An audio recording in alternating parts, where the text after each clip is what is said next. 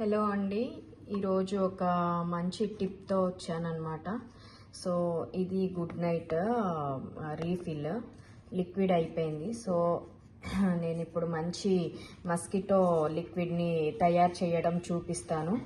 ఈ రీఫిల్స్ ఏదైతే మనం బయట కొంటామో అది చాలా హెల్త్ని డ్యామేజ్ చేస్తూ ఉంటుంది మనకి.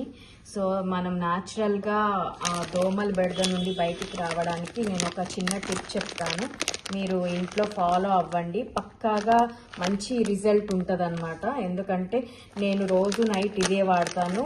అస్సలు దోమ దగ్గరికి కూడా రాదండి. చిన్నపిల్లల దగ్గర కూడా 24/7 పెట్టొచ్చు అనమాట.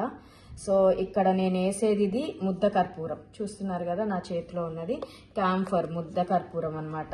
ముద్ద కర్పూరాన్ని ఇలా కొంచెం పీసెస్ చేసుకొని పౌడర్ లాగా చేసుకొని దీంట్లో బాటిల్లో వేసేసుకోండి. వేసేసుకున్న తర్వాత కొంచెం ఎక్కువ క్వాంటిటీనే వేసేసుకోండి.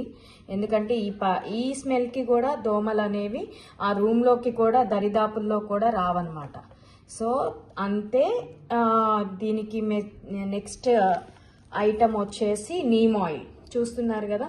నీమ్ ఆయిల్ స్మెల్కే దోమ అసలు కుట్టడానికి కూడా డేర్ చేయదండి, అంత సూపర్ పవర్ఫుల్ అనమాట నీమ్ ఆయిల్ అనేది.